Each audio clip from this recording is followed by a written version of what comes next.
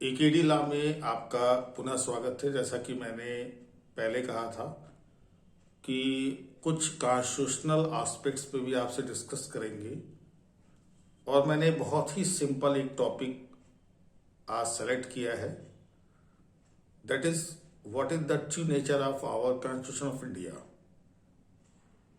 हमारे संविधान की वास्तविक प्रकृति क्या है।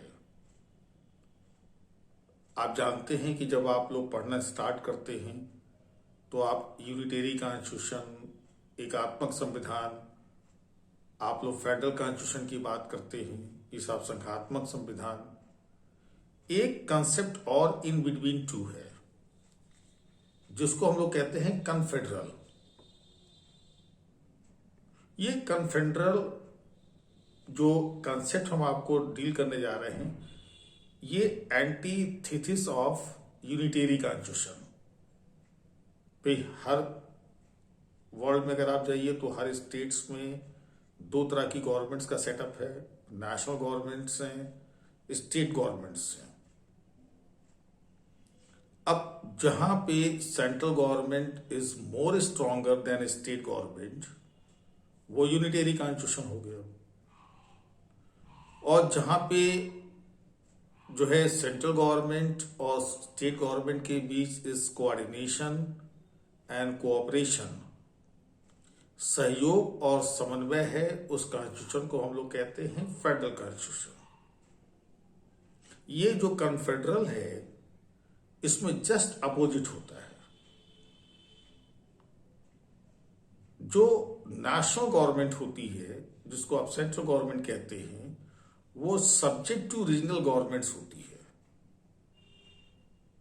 इसका बेस्ट एग्जांपल अगर आपको देखना है तो आप यूनाइटेड स्टेट्स ऑफ अमेरिका की पैटर्न पे जा सकते हैं। 1877 तक ये कंसेप्ट वहां पे चलता रहा।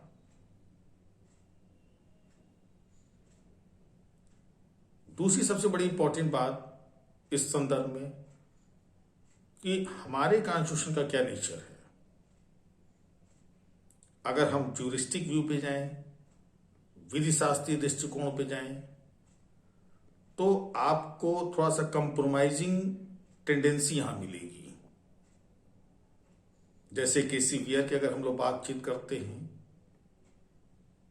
तो वो क्वासाई फेडरल कॉन्स्टिट्यूशन की बात करते कि भाई आपका कॉन्स्टिट्यूशन क्वासाई फेडरल है।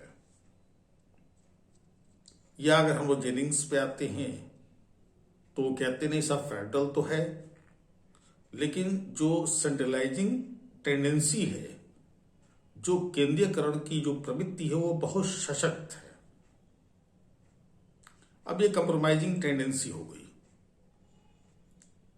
लेकिन अगर हम लोग जुडिशियल अप्रोच पर अगर जाना चाहें तो आपको जान के बड़ा सरप्राइज्ड होगा कि whether our constitution is federal और unitary is not seriously taken या considered by the supreme court, except in one case.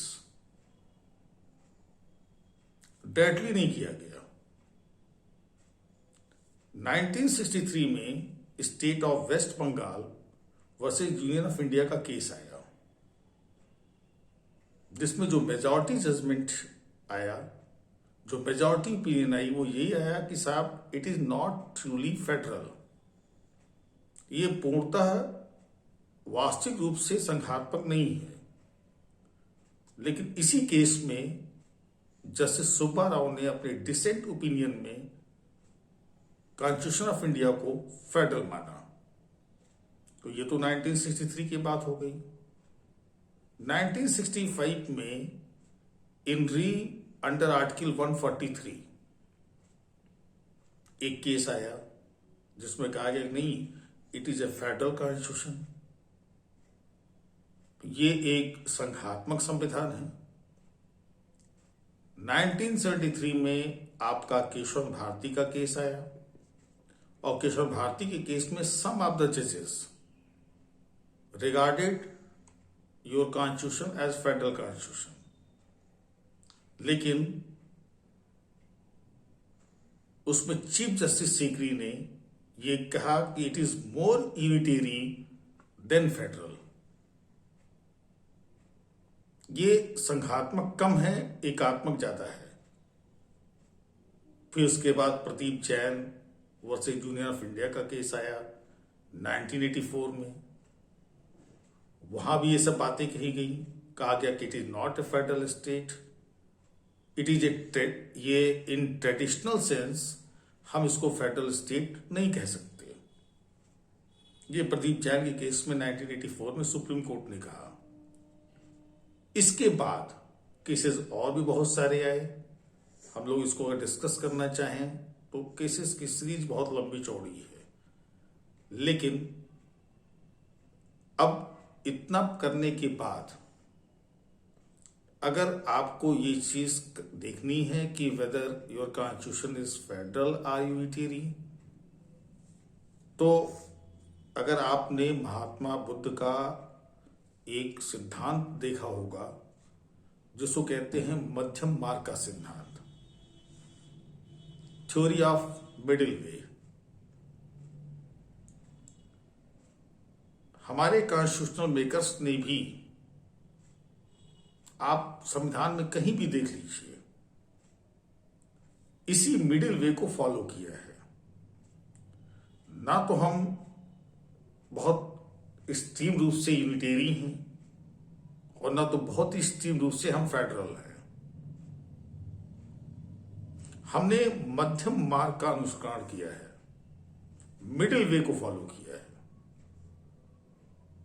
आप कह सकते हैं कि our constitution is mixture of both, दोनों का सम्मिश्रण है। और फेडरल कॉन्स्टिट्यूशन का आप जानते हैं कि उसका सबसे जो बेसिक एलिमेंट है वो है डिस्ट्रीब्यूशन ऑफ पावर्स। ये डिस्ट्रीब्यूशन ऑफ पावर्स के कंसेप्ट पे रन करता है, शक्तियों के वितरण पर। और ये डिस्ट्रीब्यूशन ऑफ पावर्स किनके बीच में? सेंट्रल और स्टेट गवर्नमेंट्स के बीच में। लेकिन जब आप इसको कॉन्स्टिट्यूशनल प्रोविजंस के थ्रू एग्जामिन करना स्टार्ट करेंगे, हम आपको एक एग्जांपल रेफर करेंगे कि जैसे आप प्रेसिडेंट का इलेक्शन देखते हैं, जो उसका इलेक्टोरल कॉलेज बनता है, जो निर्वाचक मंडल बनता है, उसमें देखिए सेंट्रल लेजिस्लेचर के इलेक्टेड मेंबर्स, स्टेट लेजिस्लेचर के इलेक्टेड मेंबर्स दोनों पार्टिसिपेट करते हैं। अब ये क्या है?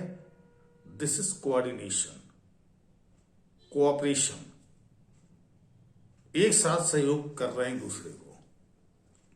लेकिन अगर आप इम्पीचमेंट प्रेसिडेंट का ले लीजिए, राष्ट्रपति के महाभियोग की बात ले लीजिए, आर्टिकल 61 का पूरा प्रोसीजर अगर आप देखिए, तो प्रेसिडेंट के इम्पीचमेंट में सेंट्रल लेजिस्लेचर के मेंबर्स ही पार्टिसिपेट करते हैं, वेदर इलेक्टेड और नॉमिनेटेड। स्टेट लेजिस्लेचर्स के members do not participate. This shows your constitution is unitary, कि आपका संविधान एकात्मक है। जैसा कि अभी आप लोग प्रदीप जैन के केस को देख रहे थे, तो प्रदीप जैन के केस में सुप्रीम कोर्ट ने क्या कहा कि not federal state in A traditional sense. तो सही कहा। सतपाल का एक केस आया, एक केस हम और आपको रिफर करते हैं, 1982 का है, Satpal versus state of Punjab का केस, जिसमें सुप्रीम कोर्ट ने यही बात कही कि it is unitary more than federal, कि संघात्मक की अपेक्षा एकात्मक ज्यादा है। तो मैंने एक एग्जाम्पल के थ्रू आपको समझाने की कोशिश की, और प्रेसिडेंट का एग्जाम्पल आपको मैंने दिया कि आप कॉन्स्टिट्यूशनल प्रोविजंस के थ्रू भी इन चीजों को कंक्लूड कर सकते हैं। अब इसी तरह की बातें हम आपसे और भी डिस्कस करते रहेंगे, और जैसा आपका कमेंट होगा, सजेस्ट होगा, इस तरह की वीडियो आपको मिलते रहेंगे। Thank you for watching.